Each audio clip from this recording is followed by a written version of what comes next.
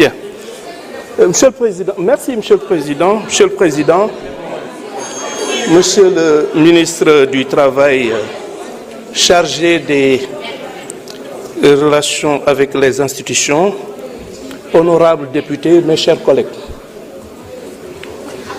Vous me permettrez à l'entame de que, en tout état de cause,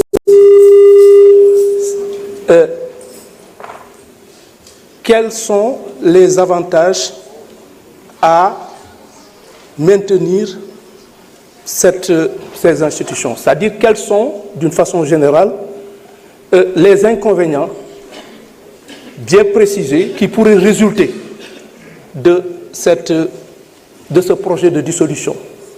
Quels sont les préjudices que l'État du Sénégal pourrait encourir ou subir en dissolvant ces deux institutions qui sont, qu'on le veuille ou pas, je ne dirais pas budgétivores, mais dont les ressources pourraient être réorientées dans des secteurs beaucoup plus porteurs, beaucoup plus indispensables et beaucoup plus conformes à l'intérêt général.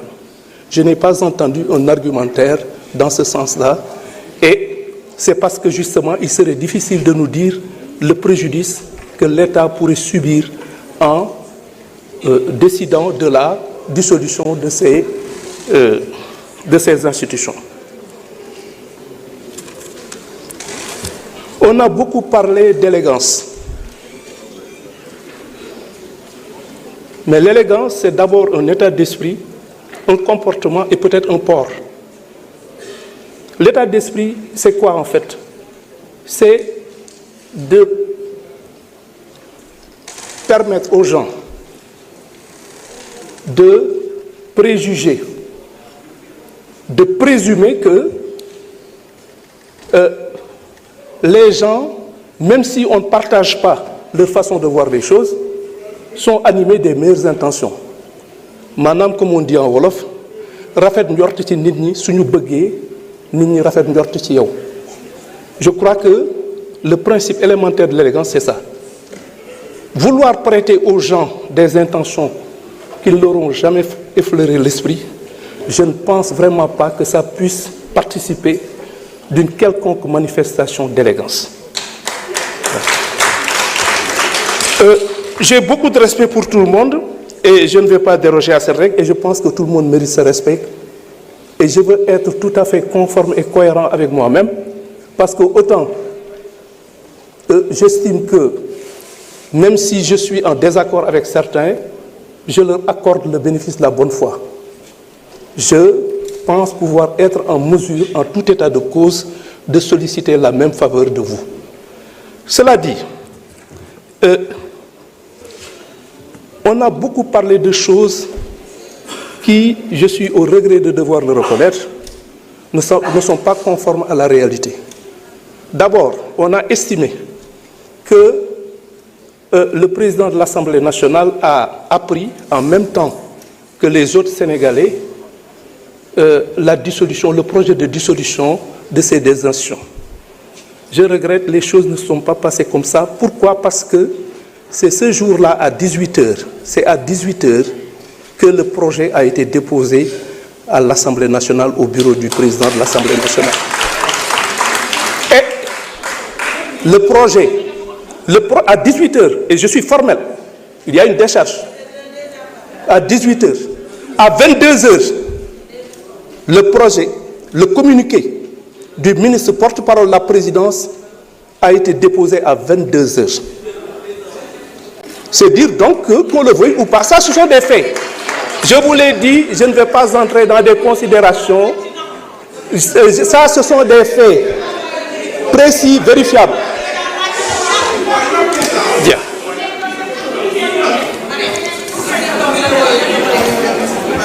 De la même façon,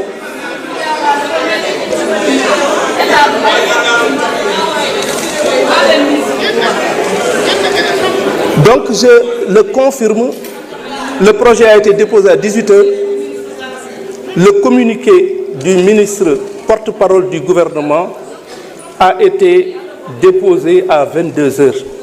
C'est dire donc que, au moins, même s'il s'agit de 4 heures, il y a eu la primeur et c'est tout à fait naturel. Je ne pense pas qu'on puisse envisager de soumettre un tel projet à l'attention du président de l'Assemblée nationale et avoir la discourtoisie, l'inélégance, pour reprendre effectivement ce que vous avez dit, de devoir effectivement faire en sorte qu'il soit informé en même temps que les autres Sénégalais. On peut reprocher absolument tout ce qu'on veut au président Bassirou Diomaye Diakhar Faye, mais on ne saurait, en restant tout à fait décent, lui reprocher une quelconque inélégance fondée sur une forme d'incorrection ou un déficit de respect de l'autre. Je ne pense pas qu'on puisse raisonnablement lui faire ce reproche-là, pour autant qu'on veuille rester dans les limites de la cohérence et la décence. Cela dit, je voudrais également revenir sur un certain nombre d'interpellations dont j'ai été l'objet. On nous a parlé du cas de l'ONAS. Je peux vous assurer que sur mes instructions, une enquête complète a été déjà ordonnée. Et je dis bien une enquête sur l'ensemble des faits. Et je peux vous donner ma parole que la lumière sera faite sur cette affaire. Parce que quand même, on ne peut pas, dans le cadre de cette affaire, se permettre...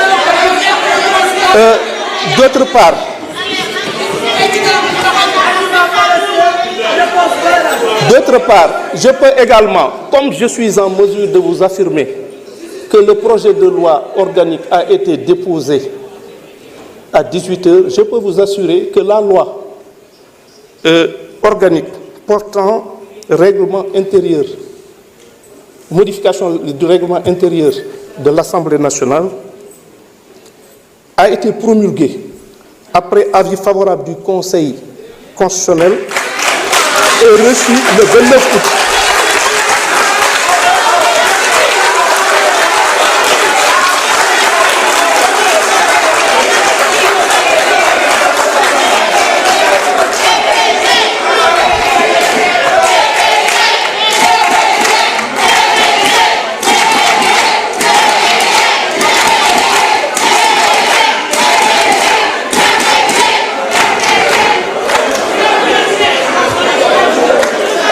Je vous remercie de me permettre de poursuivre mon adresse.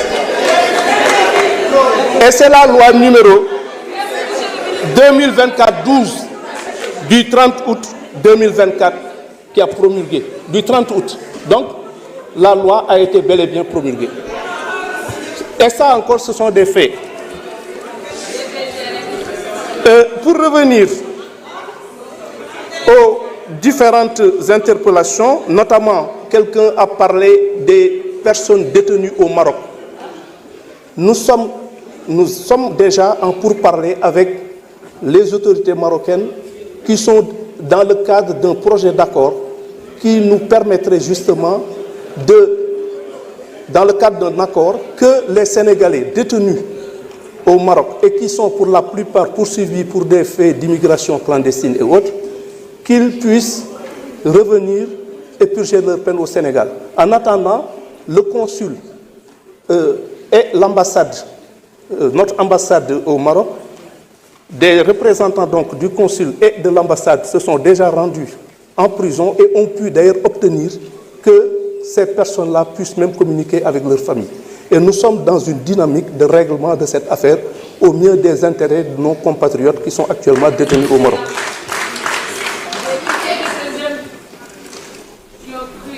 Pour le problème d'état civil qui a été également évoqué, une lettre circulaire a été déjà adressée aux différentes juridictions pour tout simplement demander aux magistrats compétents de faciliter l'obtention de pièces d'état civil aux élèves. Et d'ailleurs, on a commencé par la région de Ziguinchor, où le premier président de la Cour d'appel, ainsi que le procureur général près la dite Cour, ont rencontré le président du tribunal d'instance et le procureur de la République, et on a pu effectivement trouver un moyen de régler définitivement cette question. Et c'est une lettre circulaire qui concerne l'ensemble du pays, et je crois que d'ici quelques temps, ces problèmes seront réglés, parce que je crois que le droit à l'état civil, c'est un droit élémentaire, et tous nos compatriotes doivent pouvoir en bénéficier, même si, effectivement, en ce domaine, il faut qu'on prenne certaines dispositions pour éviter les histoires de faux qui gangrènent le secteur. Et vous savez, le faux en état civil, c'est assez courant, et il faut un certain nombre de précautions, mais nous avons pu, sur la base, ne serait-ce que de l'article 51 du Code de la famille, qui permet au procureur de la République, dans des circonstances exceptionnelles, d'ordonner à l'officier d'état civil de pouvoir procéder à l'inscription sur les registres d'état civil d'une naissance qui n'a pas été déclarée.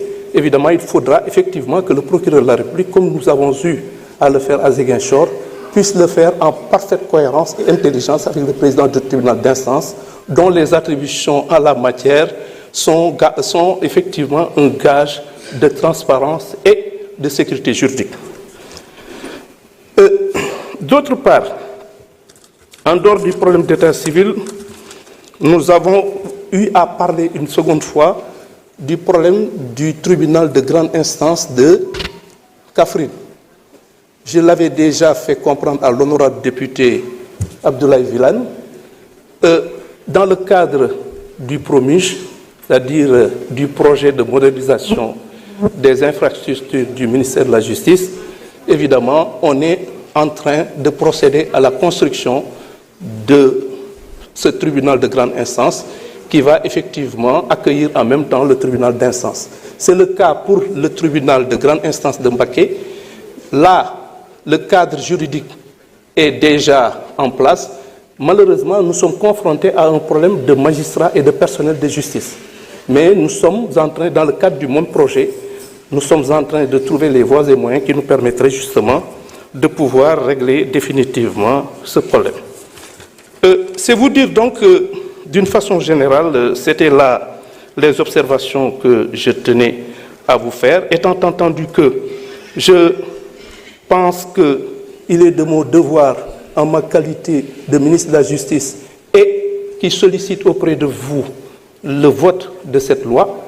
Je pense que tout ce qui a été dit, ou en tout cas les intentions qui ont été prêtées à l'exécutif, moi je pense que pour la plupart de ces intentions qu'on lui prête, ces intentions ne sont pas fondées. Donc, je me permets encore une fois d'insister sur la nécessité justement de voter cette loi qui nous permettrait justement de passer à autre chose. En tout état de cause, il s'agit de votre impérium. Et nous vous l'accordons, nous vous le reconnaissons. À charge pour nous, quelle que soit la décision qui sera prise par la suite, d'en tirer toutes les conséquences que nous jugerions opportunes.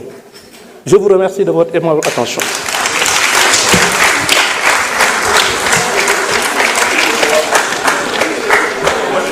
Monsieur le ministre, merci beaucoup. Nous attendons donc impatiemment le texte promulgué au niveau de l'Assemblée nationale.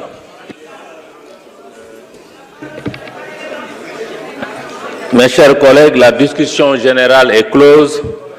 Je voudrais vous rappeler que ce texte a été rejeté lors des travaux